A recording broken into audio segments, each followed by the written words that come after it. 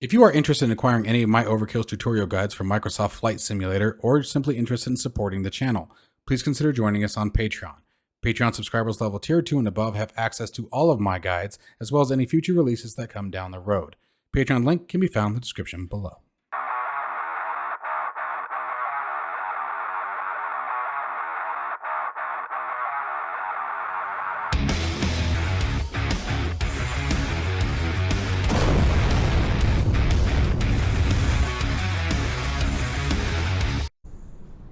Hello everybody and welcome back to another episode of Microsoft Flight Simulator, and in this episode we are back with the Octavi IFR1, only this time we're going to be using it with Mobiflight. Mobiflight is very similar to SPAD in the aspect that it is a third-party application that creates an integration point between third-party hardware and the flight simulator. Now, Mobiflight is a completely free software, so you don't have to worry about whether or not that's going to be additional cost for you guys. A link to the Mobiflight and the purchase site for the Octavi IFR1 will be down in the description below if you guys are interested. Now, it is essentially, as we talked about in the previous videos, it is the world's smallest autopilot is what essentially is, but they have deemed it on their box the world's smallest cockpit. So if you guys hear me say that, that's where it's coming from. It's just a play on words that the developer created. So let's not focus on that as we did in the last video, and remember that it is different. Okay, so let's go ahead and get started. What we're going to do today is we're going to take the Cessna 172 with the G1000 on over to Ryan Field from Tucson.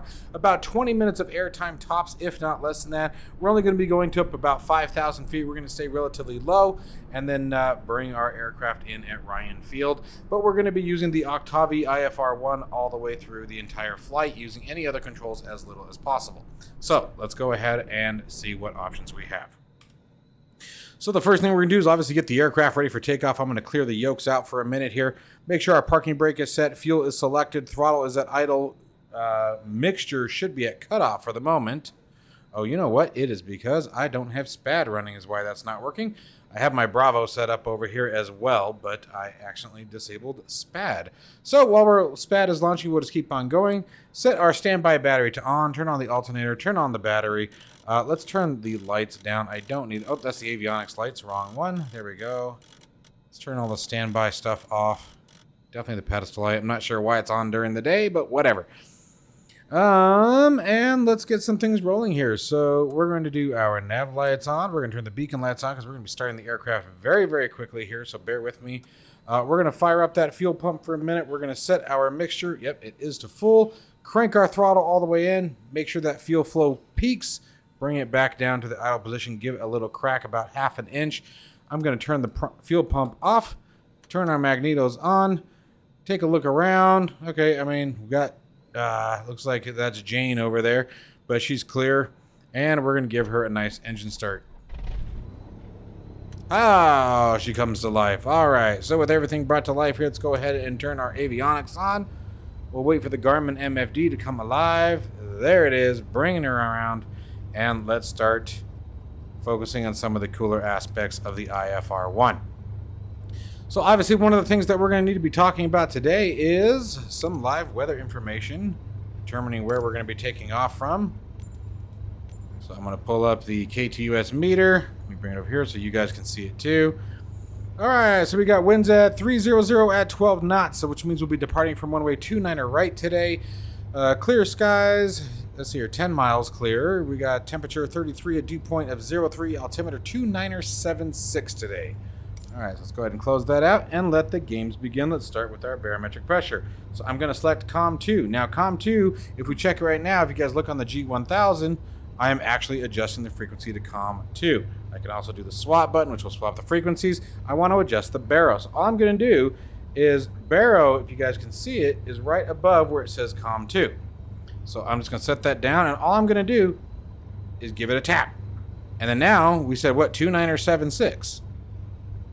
Bring that down to 2976, and both the bottom rotor and the top rotor, nice, rotary and the top rotary will also do something. The bottom one will increase by larger digits, allowing you to get through some of the numbers much faster, where the smaller one will give you fine-tune increasing or decreasing by single digit. Okay, now one of the other cool things is while you are in the shift mode, which we are, that's why we're adjusting the barometric pressure, if we tap the swap button, we go back to the standard 29992. Okay, now, because I did that, we have to reset everything again, 2976. There we go. Okay, now let's go ahead and set that altitude that we were talking about earlier. I'm going to switch over to the autopilot button here. Oops, there we go. That makes more sense.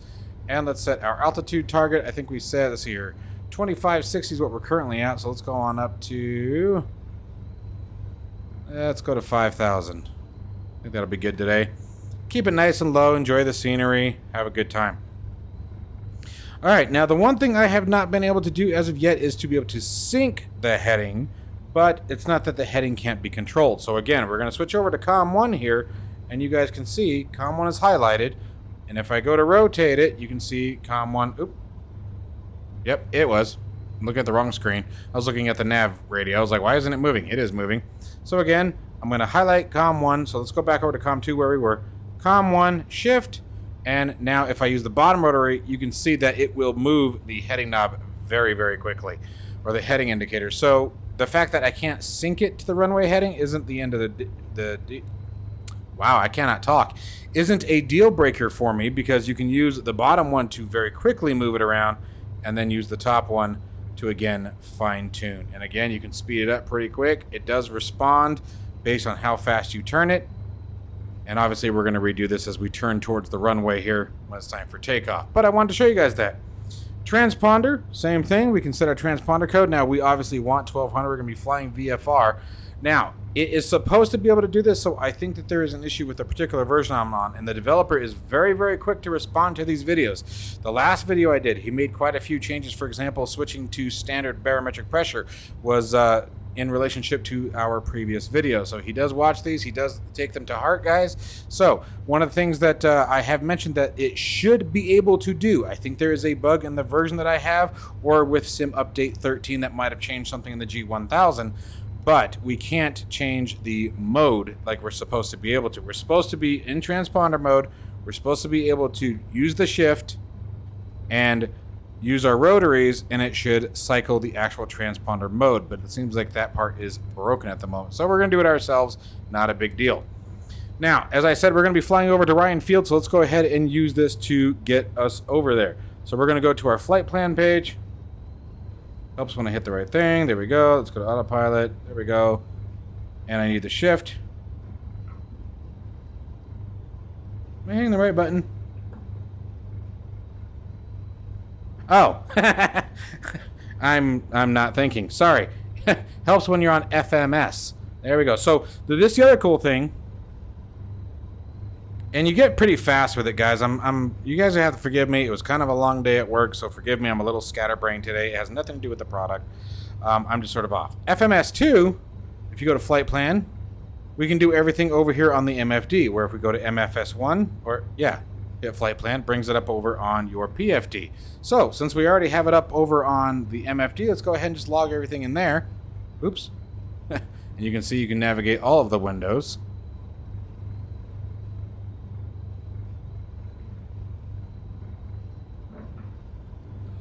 I'm actually not very good with the MFD, I'm going to admit. You know what? I'm going to scratch that. Now let's go back to what I am good with. That's just me not being fast with navigating the MFD. I am very fast on the PFD, as you guys will see here. So let's see here. We are currently at KTUS.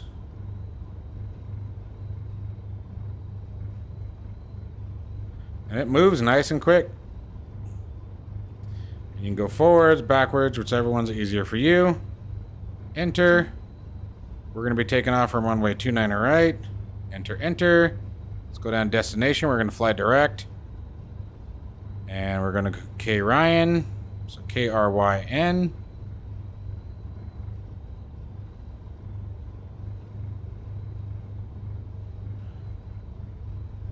And new shipments should be ready to go by November, guys. So it's coming right around the corner.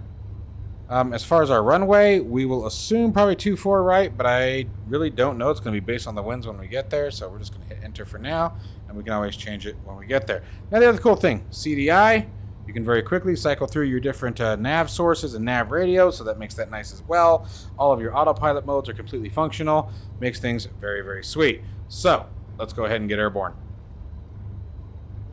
Go Go ahead and remove the flight plan page, and everything else works. You have direct, you have your menu if you guys want to do that. All of the other autopilot modes. Let me bring that up so you guys can see it. There you go. That should be a good scene.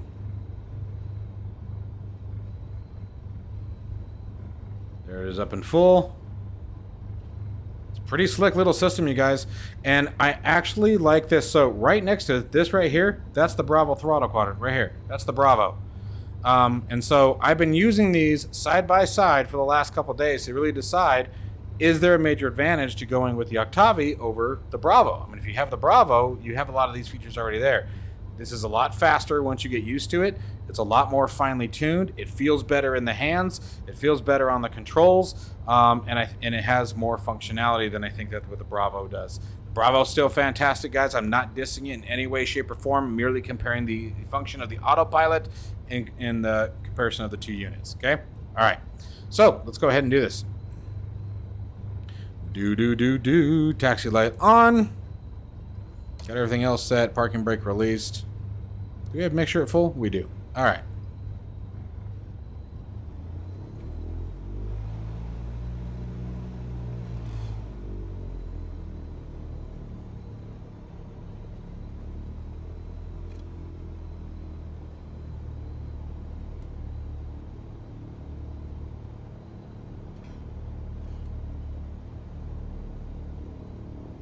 Wow, something is pulling it hard to the right. What the heck is that all about? Like, hard to the right. A little concerned for takeoff, I'm not gonna lie.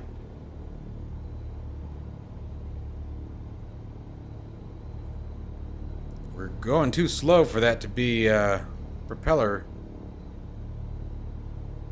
torque. Well, it stopped, so whatever that was.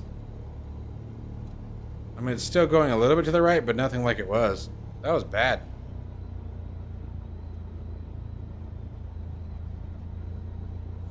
All right, unfortunately, this is a ridiculously long taxi. That's why I hate that I always get 2.9 right. It's an 11,000 foot runway, and we're at the opposite end of it, so I'll catch you guys as we get closer to the runway.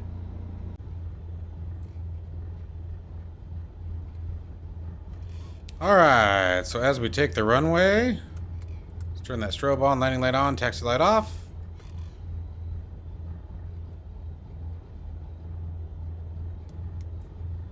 Transponder to altitude reporting, even though we're on VFR, we're not doing flight following, but what the heck. Alright, let's line us up. Alright, let's go over to heading mode, shift mode. Let's bring our heading knob around.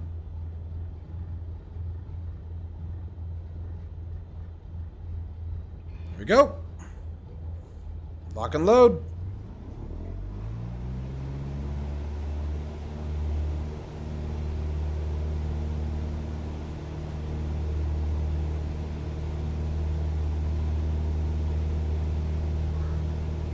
Airspeed alive. Easy, girl. Looking for 55 knots. There it is. Come on. Oh. 12 knots should not be kicking us quite this hard, I don't think, but yeah. Some days are just like that, I guess. Woo. Yeah, buddy.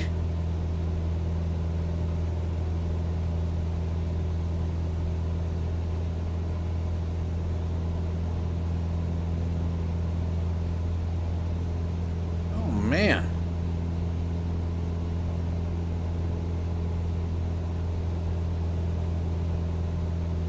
That is a rough climb, man.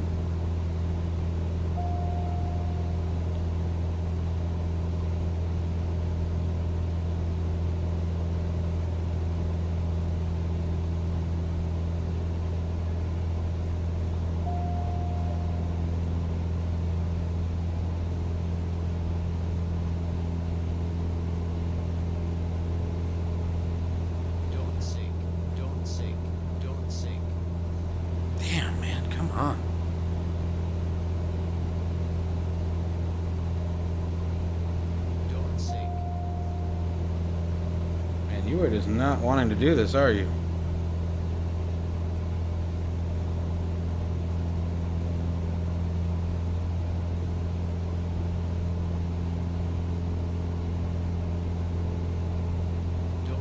There we go. Don't sink, don't sink, don't sink, don't sink, don't sink, don't sink.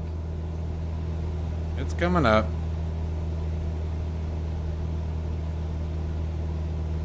Cessna sure is behaving goofy today. Mercy.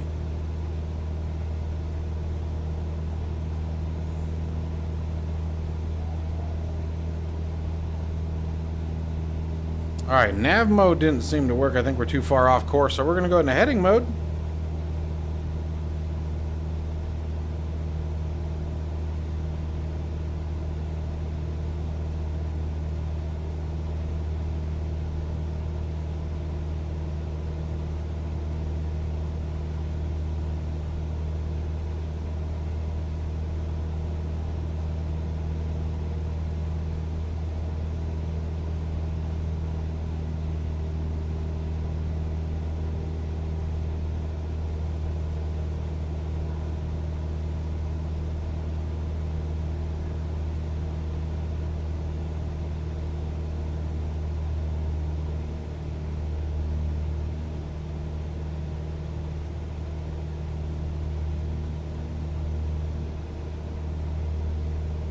Bumpy ride today, man.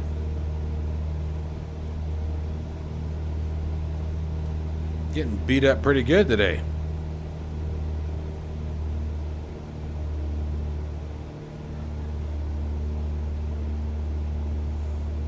Let's watch that vertical speed.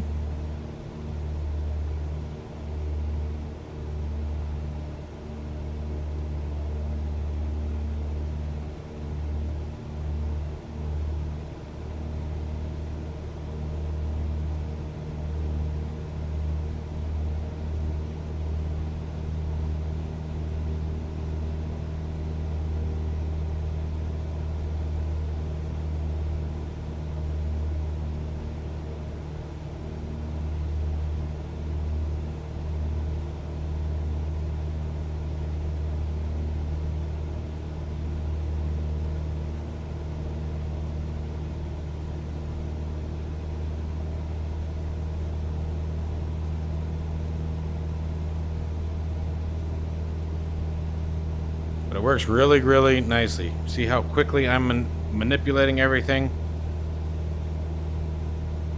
It's a really slick piece of hardware that works really, really nice to get around. There we go. Now we got the green GPS. That means the aircraft's going to follow our nav course, take us right over to Ryan Field.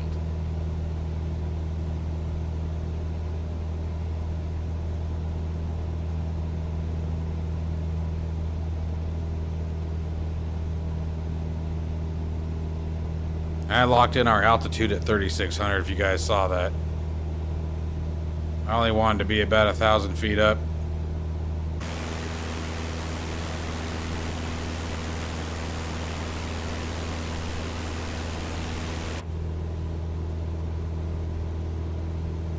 Alright, so we're only 4.3 miles away.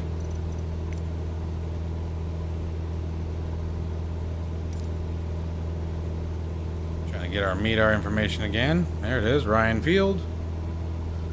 290, yep. So we'll be landing runway 24 right and altimeter 29er69er. So let's get that locked in there. So we're gonna come back over here, shift it. What do we say? 29er69er. There we go.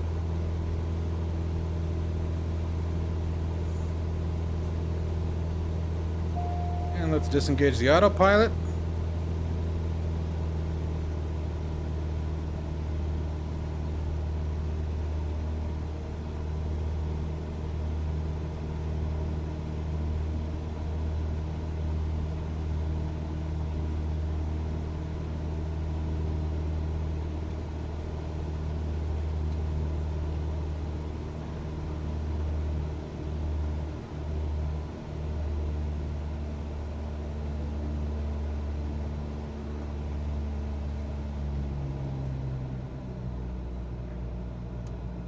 Landing light turned back on.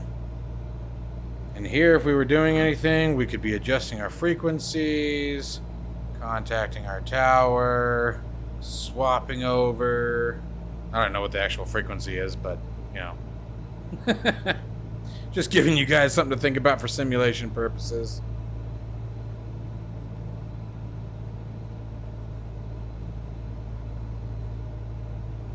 Now, if you were given a new squawk code, for example, that part still functions just fine.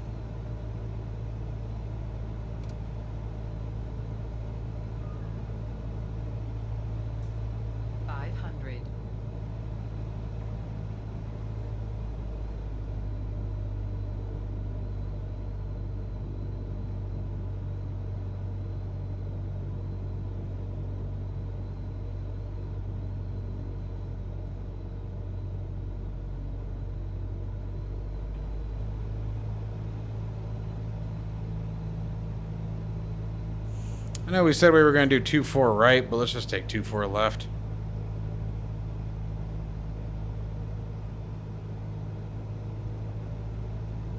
I'm low in the glide slope. Actually, according to this, it says I'm high in the glide slope, according to the Pappy lights.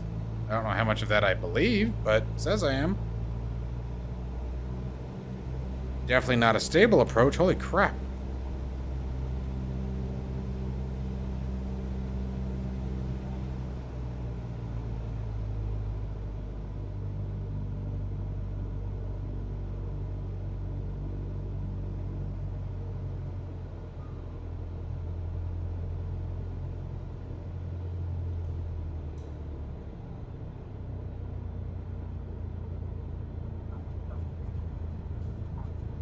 Come on, rudder's turn. Horrible landing. Anyways, so guys, once again, that is the Octavi IFR1. This thing is an absolutely incredible piece of hardware that does an incredible amount for such a large or a small form factor device. I mean, guys, it fits right in the palm of my hand. If you guys want to see a comparison here, I'll show it to you in comparison to the Bravo. There it is in comparison to the Bravo. So very, very small device and very, very powerful. As always, you guys, I hope you guys enjoyed this video, gave you something to think about. As always, again, stay safe and healthy. I'll see you in the next one.